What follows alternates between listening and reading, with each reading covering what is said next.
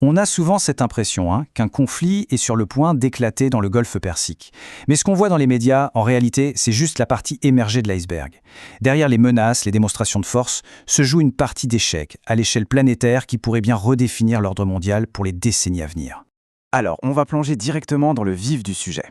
Et si cette immense démonstration de force, ces explosions, cette tension qu'on sent partout, si tout ça, au fond, n'était qu'une gigantesque diversion? Et si la vraie cible de toute cette agitation se trouvait bien loin du Moyen-Orient? Bon, pour commencer, regardons ce que tout le monde voit, l'histoire officielle. Tout se passe en apparence dans le golfe Persique, une région qui semble constamment au bord de l'explosion, avec une mobilisation militaire massive qui évidemment capte toute l'attention. Pour bien comprendre les enjeux, il y a un chiffre qu'il faut absolument avoir en tête. 20 millions. C'est le nombre de barils de pétrole qui passent chaque jour par un tout petit point sur la carte, le détroit d'Ormuz. Ce n'est pas juste une route maritime, non. C'est carrément l'artère jugulaire de toute l'économie mondiale. Et l'opération en cours, elle a même un nom qui en dit long. Fureur épique. On parle d'une coalition impressionnante menée par les États-Unis avec à leur côté la France, le Royaume-Uni, la Turquie, bref, du lourd. L'objectif qui est affiché, c'est simple. Neutraliser l'Iran en frappant sa principale source de revenus, l'île de Karg, d'où partent 90% de son pétrole. Et c'est là, précisément, que la perspective change du tout au tout. Une mobilisation pareille, un déploiement de cette ampleur pour un seul pays? Est-ce que c'est vraiment crédible? Ou est-ce que cette crise ne serait pas en fait le prétexte parfait pour s'en prendre à un adversaire bien plus coriace, un rival dit systémique? Pour comprendre comment un acteur, a priori plus faible, peut tenir tête à une superpuissance, il faut s'intéresser à un concept qui change toutes les règles du jeu, la guerre asymétrique. L'idée, elle est fascinante. Il ne s'agit pas d'essayer d'égaler la force du géant, mais plutôt d'utiliser ses propres forces contre lui. C'est une idée vraiment puissante. En gros, la puissance même d'un empire, sa taille, sa complexité, tout ce qui fait sa force, contient en fait déjà les germes de sa propre chute. Le rôle de l'outsider, ce n'est pas de créer la faille. Non, son rôle, c'est de la repérer avant tout le monde et de s'y engouffrer. Ce processus de décomposition interne, il repose sur 3 piliers. D'abord, la masse. Une population énorme finit par s'épuiser, par se déconnecter complètement des grands objectifs de l'Empire. Ensuite, l'organisation. La machine administrative devient tellement complexe qu'elle génère des guerres de pouvoir, de la corruption et au final une paralysie totale.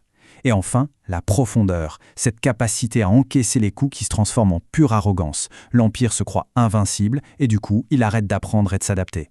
Et ce déclin, il a un coût bien réel, bien concret. Prenez ce chiffre, 3 millions de dollars. C'est le prix d'un seul et unique missile Tomahawk américain. Une véritable merveille de technologie. Maintenant, regardez cet autre chiffre, 20 000 $.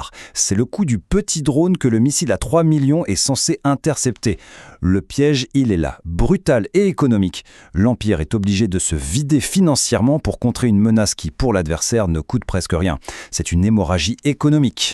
Et des symptômes de cette fragilité, on en voit partout. Et ce ne sont pas des accidents isolés. Par exemple, une chaîne logistique tellement tendue que la perte de seulement 2 avions ravitailleurs peut clouer au sol plus de 100 chasseurs. Ou encore, un simple incendie dans la buanderie d'un porte-avions flambant neuf, un symbole assez incroyable de perte de maîtrise. Et enfin, ces 105 000 demandes d'indemnisation qui racontent une histoire bien différente des communiqués de victoire officiels. Et c'est justement parce que ces fissures deviennent de plus en plus visibles que la grande manœuvre dans le Golfe prend tout son sens. L'opération n'a pas vraiment pour but de frapper l'Iran. En réalité, il s'agit d'asphyxier le principal concurrent économique de l'Amérique. Voilà, on arrive au cœur du réacteur, à la clé de toute cette analyse. La véritable cible stratégique, ce n'est pas l'Iran, c'est la Chine. L'objectif, c'est d'étouffer économiquement le seul rival capable de contester l'hégémonie américaine.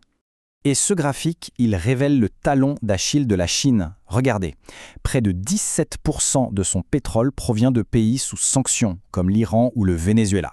Donc, couper cet approvisionnement, ce n'est pas anodin, c'est frapper directement au cœur de la machine industrielle chinoise. Mais alors, comment la Chine fait pour contourner les sanctions? Eh bien, grâce à un système aussi ingénieux qu'illégal, la fameuse flotte fantôme. C'est un immense réseau de navires qui opère dans l'ombre, qui changent de nom comme de chemise, qui coupent leurs signaux GPS et qui transfèrent leur pétrole en pleine mer. Un système qui a rapporté la bagatelle de 43 milliards de dollars à l'Iran rien qu'en 2024. C'est précisément ce réseau que l'opération Fureur épique cherche à démanteler. Face à cette menace constante qui pèse sur le détroit d'Ormuz, les grandes puissances se sont lancées dans une course contre la montre absolument effrénée. Le but?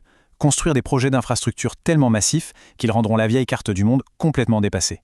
L'ambition ici, elle est juste démesurée.